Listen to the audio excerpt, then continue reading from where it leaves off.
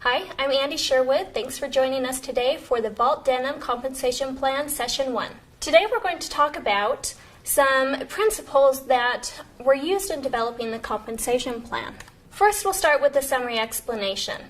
This is really designed to help you be comfortable with something to say about the compensation plan without having to feel like you understand or know the entire compensation plan. The way that we split up the summary explanation is into 3 parts.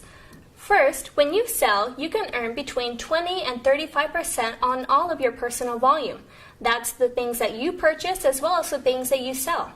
So there's no limit or minimum to how much you can earn each month because it's all based on your personal sales and purchases. Second, when you find others that are interested in doing what you're doing, you can earn between 2 and 8% on the sales of the people below you through 3 levels. Plus, when you become a director, you can earn team bonuses on the sales of your entire personal group. The third way that you can earn money with Vault Denim is by being a leader. When you become a leader by helping others to do what you've done, meaning you help others to become managers and leaders over their own groups, you can earn 4% on the sales of their teams below you. Let's talk about the 5 golden behaviors. These things are what we would consider the most basic foundational tools that are going to lead you to success as a Vault Denim consultant. The 5 golden behaviors are: first, selling; second, recruiting; third, building managers; fourth, building leaders; and fifth is retention. The first 2 behaviors, selling and recruiting, also called sponsoring, are really the most foundational behaviors that you have to learn to be successful as a Vault Denim consultant. These things are not always natural to everyone, and that's okay. It comes through a process of learning and experience. So as you have parties, as you share the products and our opportunity with others, you'll find people that want to buy, and you'll find people that might be interested in doing what you're doing, being a fashion consultant. When you're starting out as a consultant, the 2 things for you to focus on are the selling and the sponsoring. Focus on that, get experience in doing those things, and as you find others that join your team, teach them to do what you've done. And that's really our next behavior, building managers. Building managers really refers to this idea of duplication, teaching others to do what you've done. First, you start by teaching them how to sell and recruit, and then as they are building their team, you're teaching them how to teach their people. It's kind of like being a parent in that way, that you teach your kids basic things that they have to do to be successful, and as they grow, you give them more and more responsibility. The same is for being a consultant. You start them with the basic foundational things: how to have a successful party, how to coach your hostesses, how to meet people, how to talk to people, how to do that summary explanation we talked about, all of those basic things, and as they learn those, give them more and more responsibility. Hold them accountable for the things that they need to be doing to grow their business just like you did. Our 4th behavior is building leaders. Building leaders is about teaching those managers to become leaders. You do that by helping them to build their organization and to be really strong, building other managers, but primarily helping them to move from this idea of thinking about this month, thinking about right now. What is it that they should be doing right now? And really getting the big picture. Where do they want to be a year from now, 5 years from now, 10 years from now? That's what a leader does. A manager thinks tactically. They think about this month, they think about right now, and they think about how do I do things in the most effective way. A leader thinks strategically. A leader is thinking about what are the right things for me to be doing.